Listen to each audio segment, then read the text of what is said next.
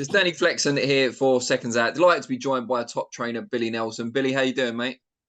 I'm fine, thanks, Danny. All good. Glad to hear it. Now, lots of big heavyweight action specifically coming up, and we'll talk about all of that. But obviously, your main man is Martin Bakole. Last time we spoke, it seemed like he was about to get into camp, getting ready for Cassius Chaney, WBA eliminator. It's since been reported that Chaney may now be fighting Michael Hunter for an interim WBA belt. Can you just kind of clear all that up for us? What's actually happening? Well, to be perfectly honest, we've had little to no correspondence with the promoter. I think I'm not even sure if the Hunter fight's happening, to be quite honest with Chaney. Chaney, we were getting mucked about with Don King about offering us. We got offered the date, and we got offered X amount, and we were told we told them we would take that. We'd take the fight. The fight was meant to be next weekend, actually, the 31st of May. We were getting prepared for that. Then it all went radio silent again. There wasn't much correspondence for Don King's people. And then next thing we're hearing that he's fighting Michael Hunter in a interim title. Well, if you pull out a final eliminator, you can't fight for any title under the WBA rules for 12 months. So how's he managed to swing that old chestnut?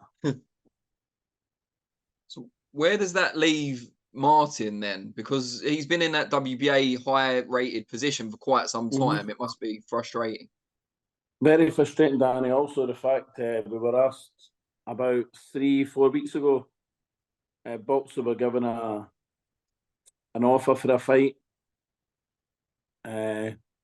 Long overdue fight from Boxer to fight Joe Joyce, which was accepted. We were under the impression we were going to a press conference last Wednesday, and then we hear that Joe Joyce's team basically said we don't want to fight Martin Bakole. We want to fight somebody else, and they got Dereck. We'll talk about Joyce against Chisora in a minute, because I've got some views on that as well. But what's next now for Martin? What can you pursue? Well, there's some ongoing conversations that are going to be had this week, and hopefully something can get resolved. Moving Martin's career forward, because it's getting to become a standing joke. You know, we signed a contract a year last January. I think February the 8th. We got one fight in Poland. We got a fight in Saudi Arabia that was offered to me, not the promoter, and we've had nothing since, which is not good enough. So we're going to have some conversations this week, and hopefully we can resolve something. And we mentioned in passing there Joyce against Chisora. Just before we get into that fight specifically, can you understand from Joyce's team's point of view why they've chosen Dereck rather than Martin? Oh, of course I can. Of course I can. But we were led to believe with an interview that Joe Joyce done that he smashed Martin up to bits and he was sick, with body shots. Then when you've got the chance to do that with 10-ounce gloves on, it never happened. It didn't happen. Joe Joyce knows what he'd get if he fought Martin. So more importantly, so does his team. His team know what's going to happen or would have happened, especially after the two Zhang fights. If he fought anything remotely like he did against Cash Ali, that fight when it went 4 rounds. And I like Joe Joyce. He's a big, nice big guy, big, good fighter. But I've always said, Danny, a big fast man against him that can punch, he's in a world of bother, because there's little to no head movement. You can't. Your first form of defence isn't your face. I mean, since those two back-to-back defeats to Zhilei Zhang, from my point of view, I'm not an expert. It doesn't look like Joyce is the same fighter as he was. Dereck Chisora is someone that quite a lot of people in boxing and fans have been calling for to retire for a number of years now.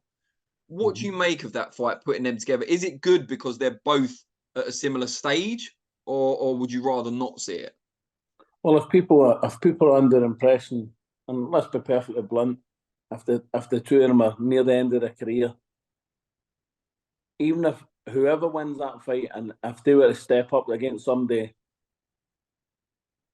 with more about them, you would think both of them be in a world of trouble, wouldn't you? Now, Dereck Chisora, listen, if Martin Bakole finishes his career with half the money that Dereck Chisora's made, I'll be a happy manager. He's been a credit to British boxing. You know what I mean? And he keeps on getting opportunities, which is fantastic. It was fantastic and frustrating at the same time. But good, fair play to him. He's the one that's getting the chances. So bang on. Who do you fancy in that fight? Joyce. And if it does go that way, would you like to see Dereck walk away finally? That's a decision Dereck's got to make, mate. I don't know Dereck really that well. Met him a few times. Always been brand new. That's a decision he's got to make. He's got. If people that are around about him care about him and they think it's not there anymore, be a man and tell a man, because that's what true friends do. And your other kind of main charge, if you like, I know you've got a few, but the one that's at the most prominence apart from Martin is Lewis Crocker, of course. He got a good win last time out, but there was an issue with the weight. He wasn't allowed by the board to make the championship weight. There wasn't an issue with the weight. Initially, the fight was made at 154, so for the little time that we had to train for that fight, I think it was 4.5 to 5 weeks, Lewis was eating for to make the weight at 154. And then within the last 10 days, it got moved down to 147. So we weren't going to kill. I wouldn't allow my fighter to do that. So he came in, I think, was it? Oh, I can't remember. Was it 153 at the check weight? And they said the least you can do is 150. And even after we made, even when we came in at 150, which is only £3 off the weight, bearing in mind we thought it was 154. 2.5 hours after the weigh-in, the Mexican team insisted that Lewis was only £10 over his weight the following morning, which he made. It was split at 159 the next morning. So there was no advantage weight-wise at 9 o'clock in the morning. Granted, they had the rest of the day. And he did look big. He did look big against them. But that's what he is. You know, he'll bulk up. Do you see his future then at 147 still? Because obviously this was a mix-up. There was no mix-up. There was not no on your mix-up. side. What I mean is they changed it at late notice. Well, they did, aye. Is it 147 all day long? I mean, we're now 4 weeks away for the fight, and he's a good bit less than a stone off the weight. So, in fact, his weight this week, his weight on Friday was the same weight we went down to. Where was that last fight? In Belfast. The week we went to Belfast, that was his weight on Friday. So 147 is not an issue. And that fight that you're talking about is, of course, against Conor Walker, someone we've seen on TV a number of times already. Always gives it his all. Done some good upsets as well. That's on the Tyler Denny Felix Cash card. What are you expecting to see from Lewis in that fight? A absolutely devastating career best performance. With the fullest of respect, I think it's a bit of a mismatch. I think this is a world-class big punching welterweight versus a good domestic fighter. Yeah, I mean, if he does a job on Conor Walker, surely that puts out quite a big statement, given the trouble that Conor's given to some other fighters. But what fighters? The Welsh boy that he fought the last time had 10 days notice for the fight. Okay. You know what I mean? And the guy that he beat for the Celtic title, you know, I would use the sparring partners up here for Lewis. And that's just being honest, and I'm not trying to be disrespectful or downplaying, and just a fact. What's the future? I'm having to bring in English. I'm having to bring in English. I'm bringing in sparring partners, and in my opinion, that are better than Conor. Well, that's good though, isn't it? You always want to be sparring, if you can, people that are better than the guy you're preparing for. Very, very rarely does that happen, though. Let's be honest.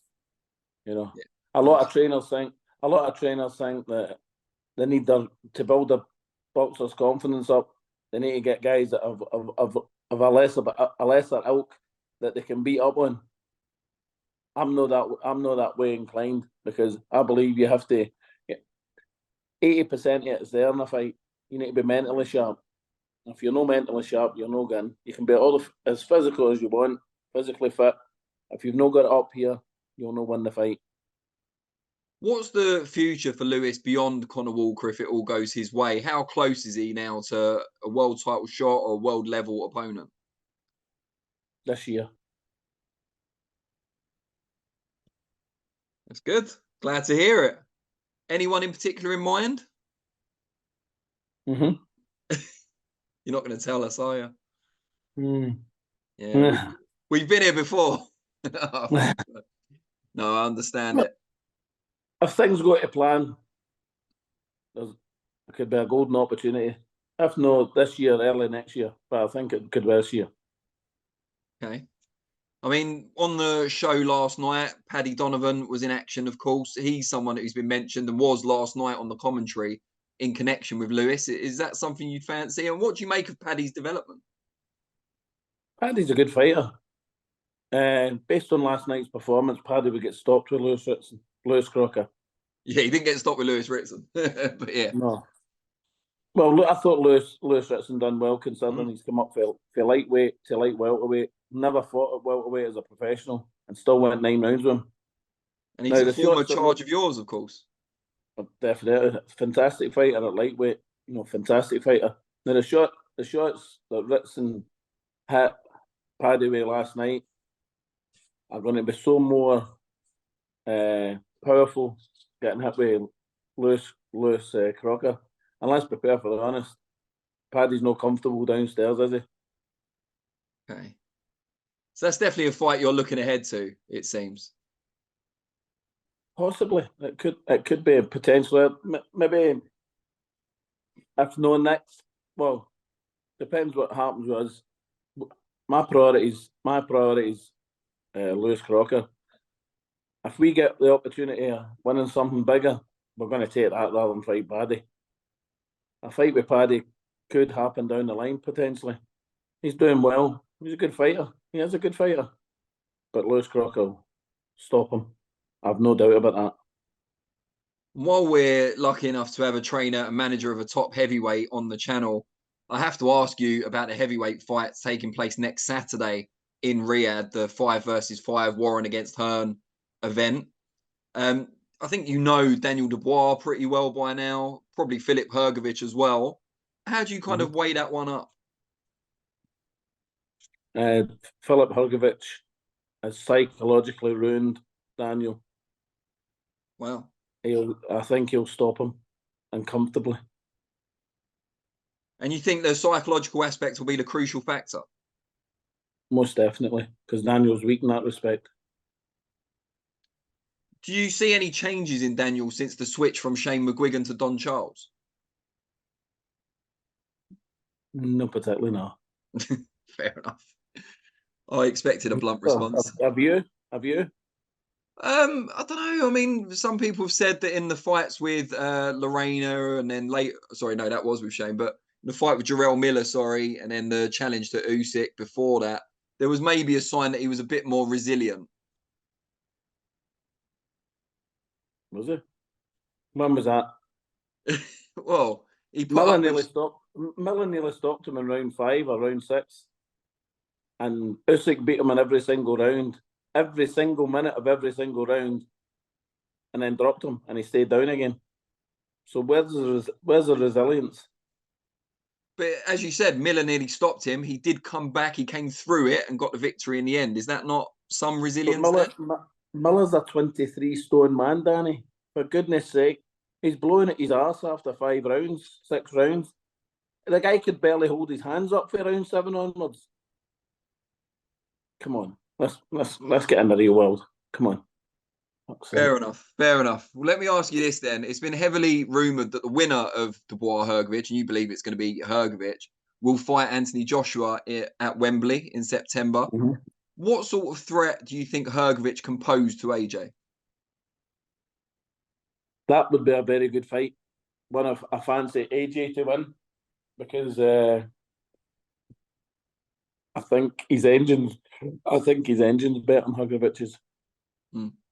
Plus it.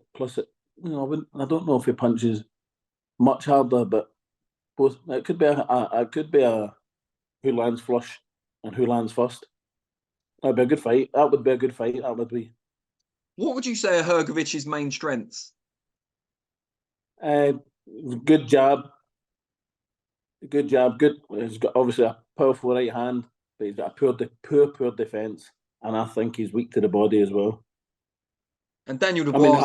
I've never seen him turn away so much. I mean, I know he's done it against Zhang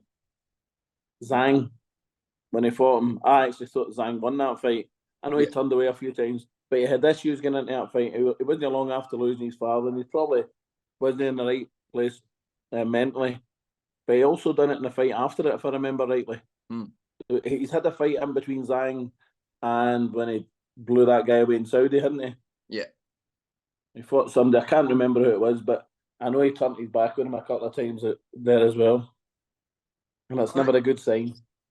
Given that you feel he is defensively flawed and perhaps weak to the body, do you not give Dubois any chance, especially early on? No. Okay. And that's I'm not trying to belittle Daniel. I just don't think he's a world-class fighter. I think he's a good European fighter. I mean, you know, it's just my opinion. I mean, I know people. I'll say something which might be contradictory to myself. Lorena put him down 2 or 3 times. Mm-hmm. He's not a big puncher. True. And now people are going to come on your comments and say, "Oh, but Martin Bakole get beat with Martin Hunter." You're bang on. I mean, but that was a long, long time ago. I think that's fair. You say Dubois just not a world-class fighter. Do you think he ever could have been? Do you think the Joyce fight perhaps ruined him? I'll tell you what ruined him. Leaving Martin Bowers. Martin Bowers made that man. And then it probably became Johnny Two Cocks, thinking he's bigger and better than what he is. Martin was developing him, and he was coming along at the right fights at the right time, a good level of improvement, and then he left that trainer. And see, let me tell you something. Here's something. A wee word of advice for boxers out there. See if you've got a good relationship with a trainer. The grass isn't always green on the other side. It generally, not always, generally it isn't. Stick to who you know and how you're developing. If your development's fine, stick with what you've got. Sage advice there, I believe, Billy. Let's move on to the other major heavyweight fight on the 5 versus 5, and that's Deontay Wilder and Zhilei Zhang. Coming off defeats to the same man in Joseph Parker, albeit in different kind of ways. What do you make of that one? Who do you make the favourite going in? I would still say Wilder's a favourite, and he can't. If his last fight, it was horrendous, wasn't he?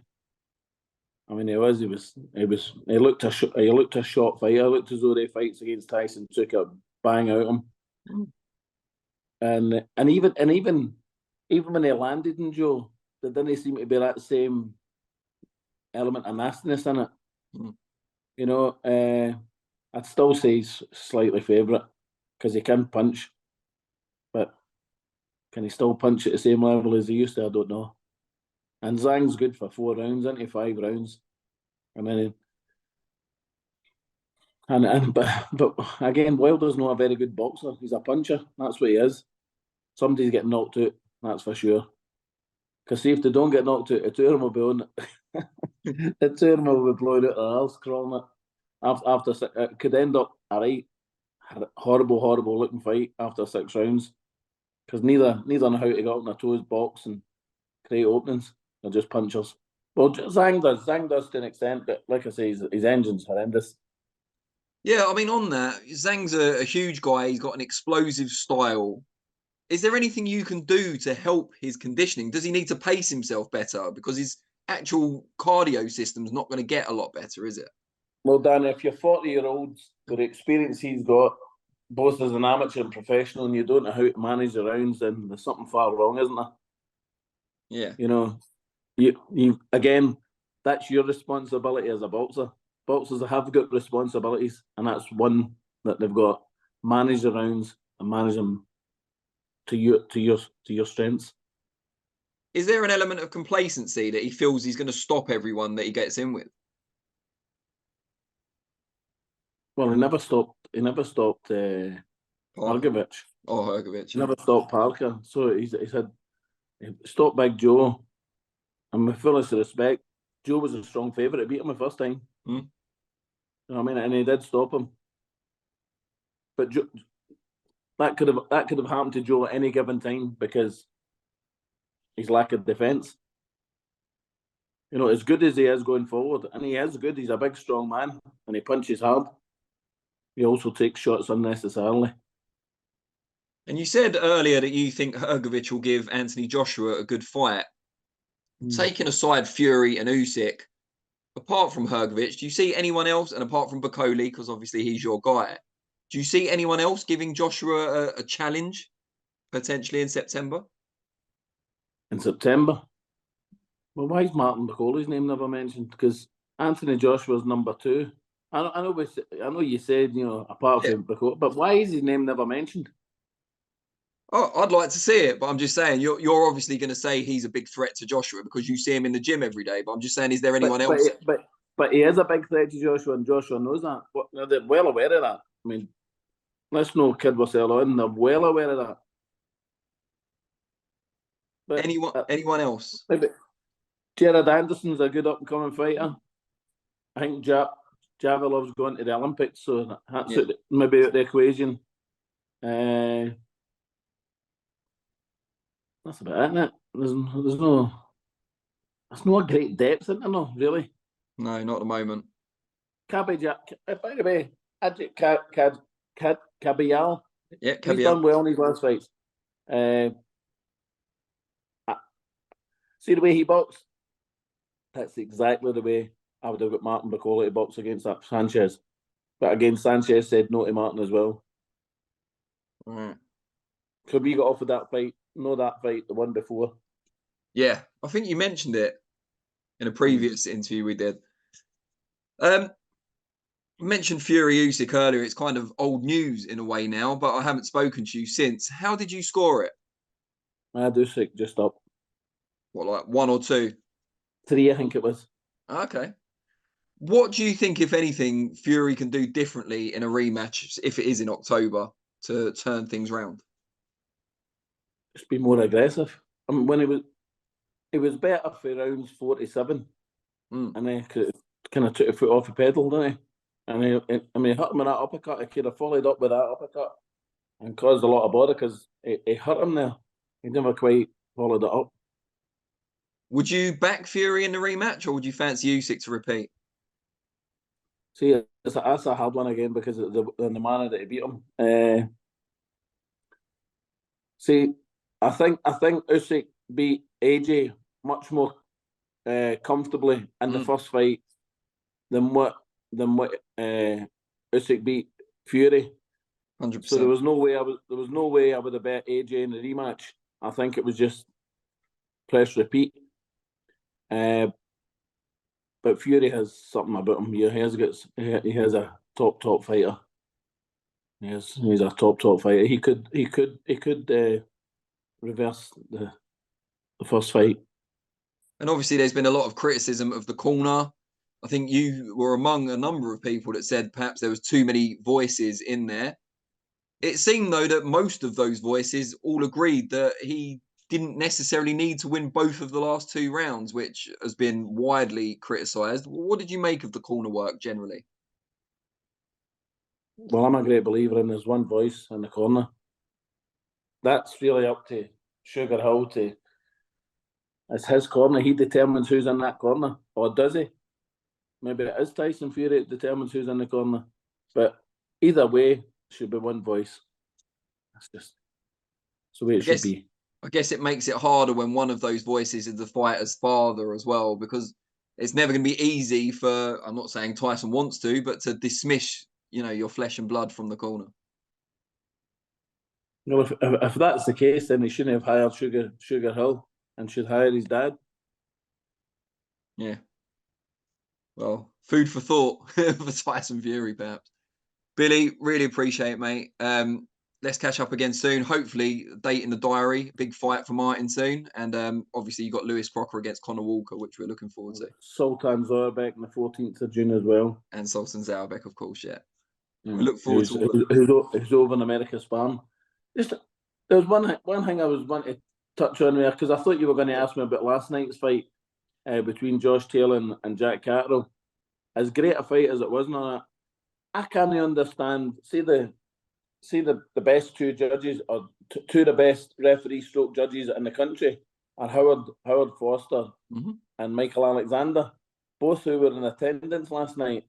Why were they no use for that big important fight when 3, as good as they are, referee stroke judges, but none of them have been in, as far as I was informed today, any major fights like that, but on the verge of world title fights. Why do you think that was the case? Yeah, I'm not sure. Something we can look into, certainly. Did you? No, it's just an observation. What did you think of the scores in that case?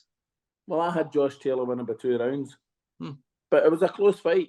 Listen, these judges are in a hard enough position as it is to judge a fight, but one of the judges gave Jack the first 6 rounds under no circle. I had it 3 each after 6, because me and Lewis Crocker were comparing my scores. I had it 3 each, but under no circumstances was it 6-0. So he's basically saying 6-0, and they were 3-3 in the last 6. Again, that wasn't the case. Well, it wasn't the case. It's interesting. I mean, I assume these kind of less experienced judges have to get their first world title fight at some point. But as you say, seeing 2 in the same fight, it seems like a bit of an anomaly. Oh, very much so. 6 rounds was way too much. Way too much. Listen, Jack Catterall's a fine fighter and a really nice guy. And Josh was very complimentary of him after the fight, saying he's a top fighter. Good luck to him. But I think no, I'm not saying he won that fight. It was a scandal. It wasn't a scandal. There was no scandal about it. It was a close fight. The scandal was the scores. The 6 rounds. There was no way. Nobody in the crowd could say that was a 6-round fight. Somebody on Twitter today says, "Oh, I had him winning by 6 rounds." I says, "Well, do you know what you should do, mate? You should take up chess, because you've not got a fucking clue about boxing." Well, or he could apply to the BBBFC, because apparently that's good enough to be a judge. But do you what's your thoughts on letting people know the scores at end each and every round? But then, aren't you? If the scores aren't fair necessarily, or you don't agree with them, aren't you then forcing fighters out of their game plan? I suppose to an extent you could be, aye. That's the kind of concern. But would the emphasis no be on fairer judging when there is so many? Let's be honest. There's been more, and I'm not just talking about Britain, worldwide. Dodgy scoring. I mean, look. I mean, there's been more dodgy scoring over the last 2 or 3 years than I can remember. Yeah, certainly in Britain, we seem to have got a lot worse here specifically. Mm-hmm. Why do you think that is? I couldn't say for sure without looking into it in a lot more detail, but it does seem to be that where we used to criticise the likes of Italy and Germany about getting decisions over there, it seems like we're more likely to be unfair to foreign visitors now. Mm-hmm. I know. Well, look at Bob Adams' comments in the ring. He says, "I'm not sending a fighter here because of the quality of judging." I find that quite embarrassing. Yeah, I mean, I think he maybe overreacted a little bit. Embarrassing for British Boxing Board of Control license holders, you know, and our judges, that people think of that way of us, because I think we've got one of the best organisations in the world. Yeah, well, it's something that needs to be looked at, I think. So hopefully Robert Smith and the board are watching this, or at least some of them, and we can get to the bottom of it. I know it'd be nice. It'd be nice if say like a wee bit of controversy like that, if they could explain their scoring. Yeah, I'd like to see that too. I mean, you don't see Premier League referees explaining their decisions as much as perhaps we'd like. But what they do, and I don't know if you're aware of this, they file a full report in each and every game. Yeah, to the Referees Association, then it gets publicised later on. Yeah, I mean, I'd definitely like to see that in boxing. Aye, just you know, for clarity for everybody. Couldn't agree more. A wee rant. No, it's not a rant. It's just something that, you know, I thought on the way home last night. There was a couple of my pro fighters and a couple of friends, and we were discussing it last night. And I thought, well, what happened if this were to happen or that was to happen? You know, different people's opinions. It was quite interesting. Good chat. Yeah, it's good. I mean, if it gets people talking, we get closer to a solution, hopefully. So fingers crossed. Oh, and by the way, congratulations to Sam Jones for finally managing to get a win and a decent fight. Well done, wee man. He'll appreciate that so much, Billy, I'm sure. Mate, really appreciate it. He'll be booking up for Turkey for some extensions now. God, can you imagine? We shall see. Billy, really appreciate it, mate. And let's catch up soon. All the best, Danny. Good speaking. And you, mate. Always take care.